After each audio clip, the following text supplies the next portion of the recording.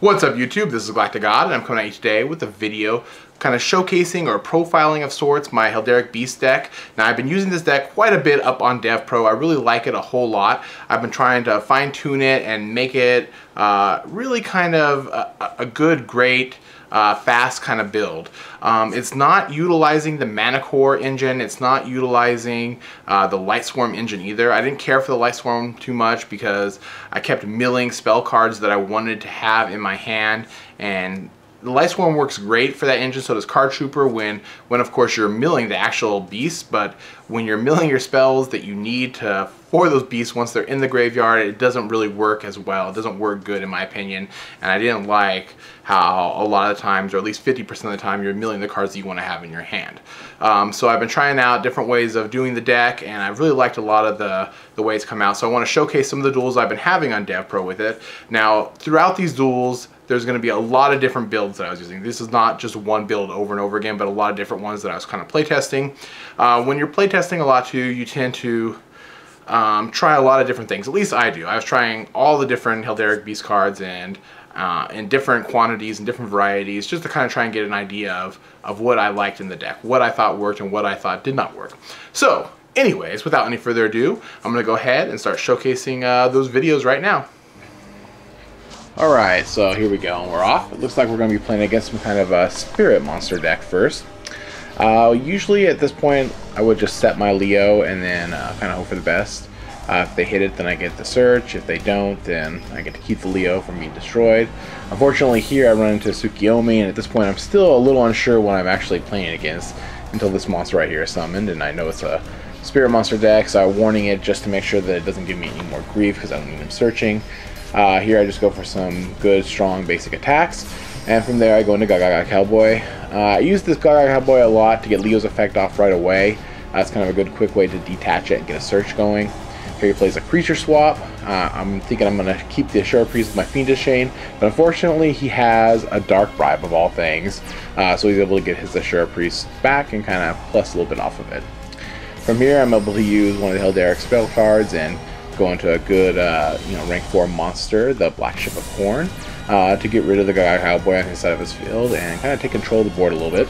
Here he plays Swords of Revealing Light, which might be a problem for some, but the Heraldics have a tendency to make a lot of crazy different exceeds, and I'm going to rank 4s quite fast and easily, and because of this I'm able to kind of just get all the answers that I need. As you can see by my hand, I've got a pretty good hand going on, and I'm able to kind of bring out Chidori, get rid of the swords, and then refill Black Ship of Corn to get rid of the Naga, which can definitely be a problem, and then go for game.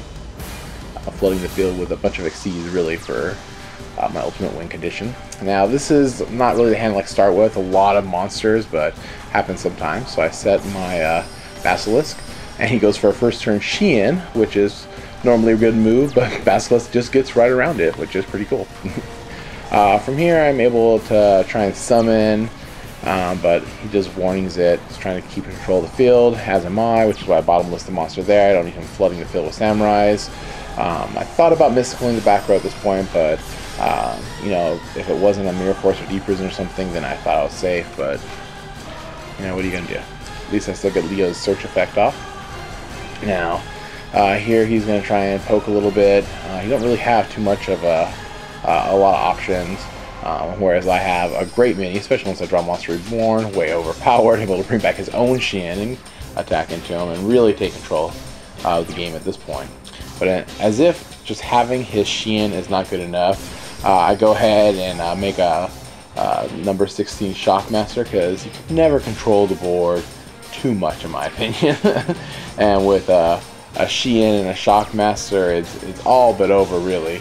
But I figure I might as well go for a little bit more and see what he's hiding face down over there.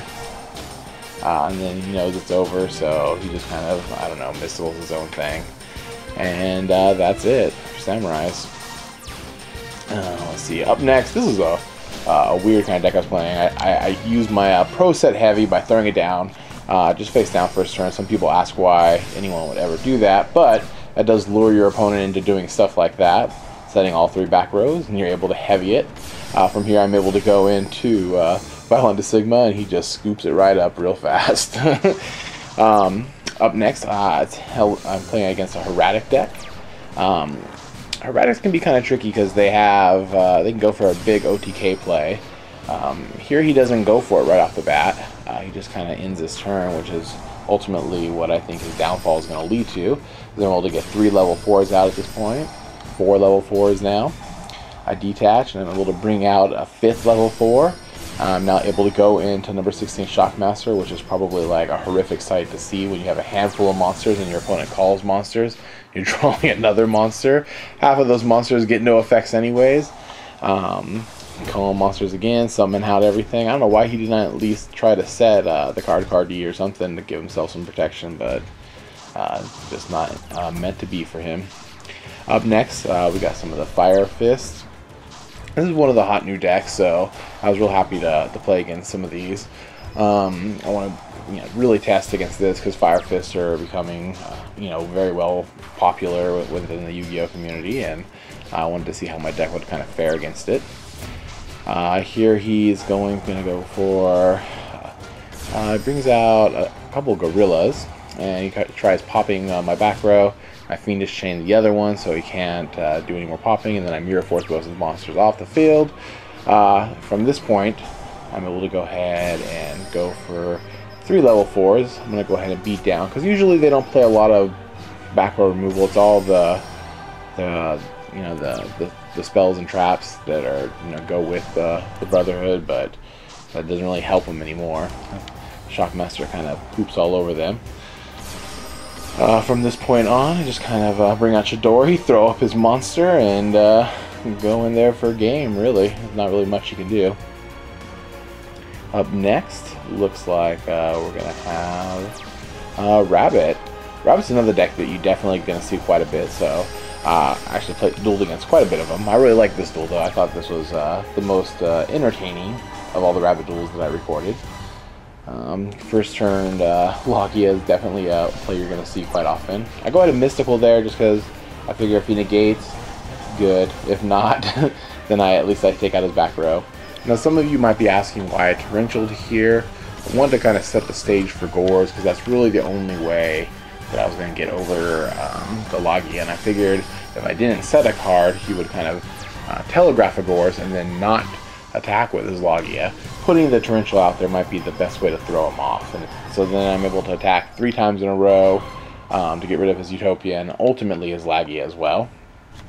From here I go ahead and grab the Mirror Force just in case he's able to get anything that could get over my monster. And I see him grab the Lance. I'm kind of happy I grabbed the Mirror Force at this point. I'm able to protect it for at least another turn. At this point I'm going to go ahead and summon my Leo, and then I'm going to kind of attack with everybody. Pray he doesn't have a Gores, which he does not. And then go ahead and go into Gaga Cowboy, so I can go ahead and get a nice beefy defender out there, as well as Leo in the graveyard, so I get my search off. He's going to go ahead and ram into my Gores at this point, which I thought was kind of a little strange. He sets his Macrocosmos, which never really gets off too bad, but his life points are so low at this point it doesn't really matter. And Gaga Cowboy finishes him off. Okay, and then we got Spell Books, the Prophecy deck. A deck I actually really like playing, but I do know its faults, and I do know kind of ways of getting around it when need be. At this point, I really didn't know what I was playing against until I saw that, and then I knew I had to make a play. So you go into Shockmaster, and you call spells, and kind of poop all over their day, really. Go ahead and send that monster back up. I don't think I'm getting any kind of advantage. I have the Solemn Warning set in case he has a Trag or anything, which he does. So I'm able to negate that and continue on with my attacks. I feel pretty safe and confident about my position at this point. He's just drawing more cards that aren't really going to help him out too much. Now, if he has a Veiler at this point, then he could stop me from going completely for game.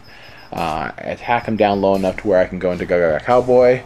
I use the Shockmaster first to call spells to test the waters. He doesn't do nothing, but then when I bring out Cowboy, he saved his Veiler for the right opponent.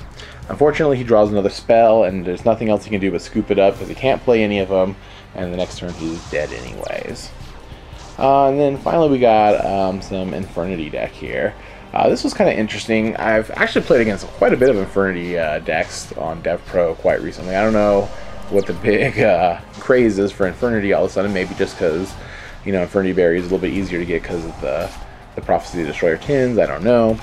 But I've been playing against quite a bit of them, so I don't know, you know, if it's becoming really popular or not. But Shockmaster, once again, really easy to go into with Heraldics. Just really can take control of the board. Now, at this point right here, I think the problem is that I don't call monsters, which kind of gives him a leg up. I should have just kept calling monsters. Because I did not, he's able to go into all these shenanigans and start to kind of make a little bit of a comeback. And even though he did do a little bit here, I was never really too much worried. I really felt that I was still in pretty good control. I just had to weasel down each of his resources one step at a time. I know one of them was the Breaker, or the Regeki, I'm sorry. And then just wanted to see what the other one was. Get him to Regeki the Cowboy, which then allows me to go ahead and bring out my Black Ship of Corn, which allows me to do 1,000 damage, which leaves him low enough for my Abercrombie and Fitch to attack over and get the final win. Alright YouTube, and there you have it. That was a bunch of different DevPro duels that I had with my Heraldic Beast deck. I'm still tweaking it. I'm still trying to fine tune it to the way I like it. One of my buddies recently mentioned that maybe I should try Magical Merchant in the build, which I thought was kind of a good idea, because instead of milling my spells and traps, which is the problem I had with my Light Swarm build, I would only mill monsters, only the beasts themselves, and then I would be able to keep those spell and traps once I got to one. And I thought that might be kind of an interesting idea. So I'm going to start maybe teching one or two of those in at first and see how that goes, and hopefully that might work out. I don't know. So I'm still in the testing phase, but I'm really liking the deck a lot. If you guys would like to see kind of my latest build, my latest version of the deck, I could do a deck profile for you. Make sure you let me know down in the comment section below, and I will showcase that in an upcoming video. I've also been thinking about doing that in one of the upcoming live action duels, so if you'd like to see that, let me know as well. And I guess that's about it for now. This is GalacticGod.